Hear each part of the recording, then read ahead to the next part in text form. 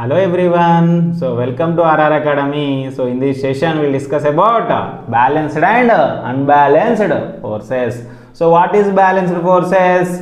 So I am taking book as a object. When two forces are acting on a object in equal linear size is called balanced force. అంటే ఏమంటున్నామంటే ఒక object మీద two equal force act అయినప్పుడు ఇటు 5 newton apply చేస్తున్నాము, ఇటు కూడా 5 newton apply చేస్తున్నాము. అప్పుడు ఈ బాడీ ఎందులో ఉంది? కాన్స్టెంట్గా ఎటు మూవ్ కాకుండా ఉంది. సో అంటే బ్యాలెన్స్డ్ పొజిషన్లో ఉంది, అంటే రెస్ట్ పొజిషన్లో ఉంది. ఈ ఫోర్స్ని మనం ఏమంటున్నాము? బ్యాలెన్స్డ్ ఫోర్స్ అంటున్నాము. బ్యాలెన్స్డ్ ఫోర్స్ అంటే ఏంటిదంటే so equal and opposite forces will act అనే ఆబ్జెక్ట్. అంటే ఏమవుతుంది? ఇటు 5 న్యూటన్ అప్లై చేస్తే ఇటు 5 న్యూటన్, ఇటు 10 న్యూటన్ అప్లై చేస్తే ఇటు 10 న్యూటన్. మనం అప్లై చేసినప్పుడు ఏమవుతుంది? బాడీ అనేది ఎలా ఉంటుంది? బ్యాలెన్స్డ్గా ఉంటుంది. So example rain drop is the example for what? Balanced force. Sir move అవుతుంది కదా అంటే, కానీ ఈక్వల్ ఆపోజిట్ ఫోర్సెస్ దాని మీద యాక్ట్ అనేది అవుతుంది. సో నెక్స్ట్ వచ్చేసి అన్బ్యాలెన్స్డ్ ఫోర్స్. సో ఇటు నుంచి వెళ్ళి అన్బ్యాలెన్స్డ్ ఫోర్స్ అంటే ఏంటిది?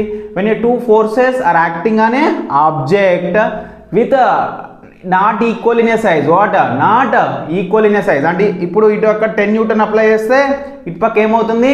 5 న్యూటన్ అప్లై చేసినాం అనుకో, ఏమవుతుంది? సో ఆబ్జెక్ట్, సో నేను రైట్ సైడ్ 5 న్యూటన్ అప్లై చేస్తున్నా, లెఫ్ట్ సైడ్ 10 న్యూటన్ అప్లై చేస్తున్నా. సో ఇప్పుడు ఎట్ సైడ్ మూవ్ అవుతుంది? సో నేను రైట్ సైడ్ కనుక 10 న్యూటన్ అప్లై చేస్తే ఓకేనా, so left side 5 newton apply చేస్తున్నాయి. So it will move to the what? Left side. Because ఇక్కడ 10 న్యూటన్ అనేది అప్లై చేయడం వల్ల ఇటు సైడ్ 5 న్యూటన్ ఉండడం వల్ల ఏమవుతుంది? So object will move. So ఏమవుతుంది అంటే, సో బ్యాలెన్స్డ్ ఫోర్స్లో ఏమవుతుంది? Net force equal to 0. కానీ అన్బ్యాలెన్స్డ్ ఫోర్స్లో నెట్ ఫోర్స్ అనేది 0 కాదు. సో బ్యాలెన్స్డ్ ఫోర్స్లో ఆబ్జెక్ట్ అనేది ఎందులో ఉంటుంది? రెస్ట్ పొజిషన్లో ఉంటుంది.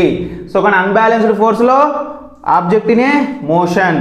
So these are the example for what? Balanced and unbalanced force. In upcoming videos we'll discuss about laws of motion. In laws of motion we'll discuss about first law and second law and third law of Newton, and with a several example. Thank you.